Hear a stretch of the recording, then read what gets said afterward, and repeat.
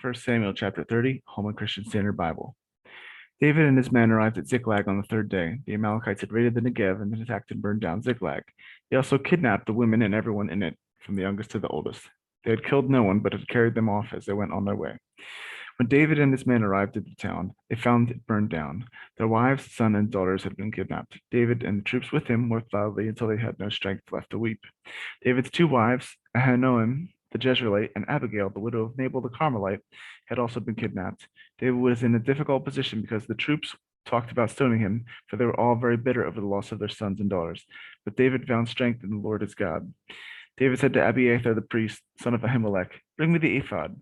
So Abiathar brought it to him, and David asked the Lord, "Shall I pursue these raiders? Will I overtake them?" The Lord replied, "Pursue them, for you will certainly overtake them and rescue the people." David and the 600 men with him went as far as the Wadi Besor, where 200 men who were to remain would stop.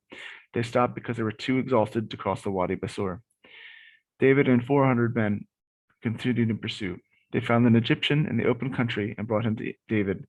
They gave him some bread to eat and water to drink. Then they gave him some pressed figs and 2 clusters of raisins. After he ate, he revived, for he hadn't eaten food or drunk water for 3 days and 3 nights. Then David said to him, "Who do you belong to? Where are you from?" "I'm an Egyptian, the slave of an Amalekite man," he said. "My master abandoned me when I got sick 3 days ago. We raided the south country of the Kerethites, the territory of Judah, and the south country of Caleb, and we burned down Ziklag." David then asked him, "Will you lead me to these raiders?" He said, "Swear to me by God that you won't kill me or turn me over to my master, and I will lead you to them." So I led them, and there were the Amalekites spread out over the entire area, eating, drinking, celebrating because of the great amount of plunder they had taken from the land of the Philistines and the land of Judah. David slaughtered them from twilight until evening of the next day. None of them escaped except 400 young men who got on camels and fled. David recovered everything the Amalekites had taken. He also rescued his 2 wives.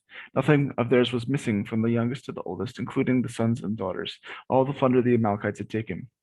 David got everything back. He took all the sheep and cattle, which were driven ahead of other livestock, and the people shouted, "This is David's plunder." When David came back to the 200 men who had been too exhausted to go with him and had been left at the Wadi Besor, they came out to meet him and to meet all the troops with him.